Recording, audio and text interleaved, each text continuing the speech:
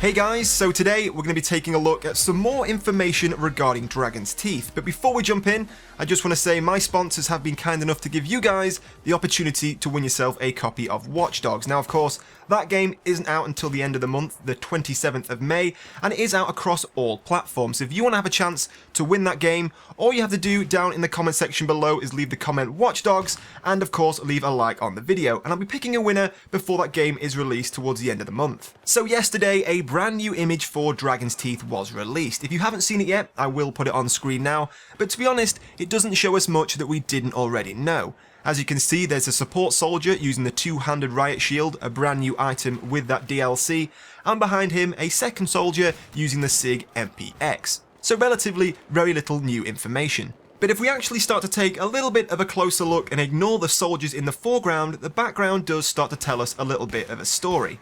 Now, of course, in my previous Dragon's Teeth video, I was telling you guys how the 4 brand new map names have been revealed. We've got Propaganda, Lumphini Gardens, Pearl Market, and Sunken Dragon. Now, interestingly, if we start to take a look in the background, we can see a tower with some golden text on it. Now, this is actually a tower that's been recognised on Reddit as being a very large tower in the centre of Pyongyang. Now, of course, Pyongyang is the capital of North Korea, so it starts to lead us to believe that maybe the map Propaganda could be set in Pyongyang. Now, it makes you ask, well, why Propaganda out of all the maps in the game? Well, I started to do a little bit of research on Google, started typing in the map names Lumphini Gardens, Pearl Market, and started to see where these maps were located. So starting off with Lumphini Garden. Now, this is actually a city centre park located in the centre of Bangkok, called Lumphini Park.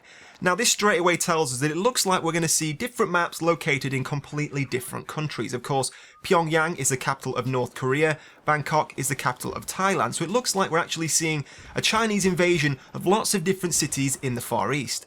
Now, by taking a look at some real-life photos of this park, we start to get the idea of what this map could be like.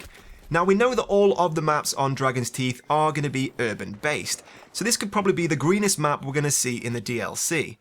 Now, the park itself is a very large park, so we're probably still going to have space for large games of Conquest Large and Conquest involving quite a few different vehicles. So moving on, we have Pearl Market. Now, as soon as you type in Pearl Market into Google search, it comes up with a suggestion, Pearl Market Guangzhou. Now, I hope I'm pronouncing that correct.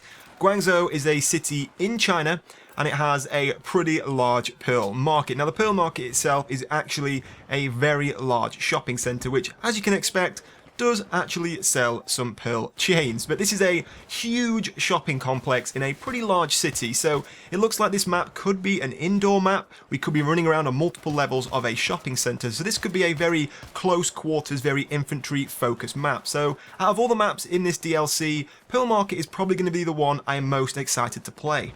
And finally, we have the map called Sunken Dragon, and this is where things become a little bit difficult. Of course, Sunken Dragon is a pretty vague title, but as I was putting this video together, I got a tweet through from Battlefield Log, who had a list of all the maps and where they thought they were located. Now, Sunken Dragon, they have down as, and I apologise again if I pronounce this incorrectly, High King Palace in Zhuan, which is a mountain resort in China. It's an area actually very popular for tourists. It's got a lot of hot springs, a lot of spas, and a lot of areas very popular for tourism. So this looks like it's actually going to be probably the most rural map we're going to see in the DLC. It is still going to be built up with a lot of buildings, a lot of houses, but it's not going to be in a heavily dense urban environment as we may see with the rest of the maps in Dragon's Teeth. So that wraps up this small look at the maps we could be seeing in Dragon's Teeth. So down in the comments below, I want to hear from you.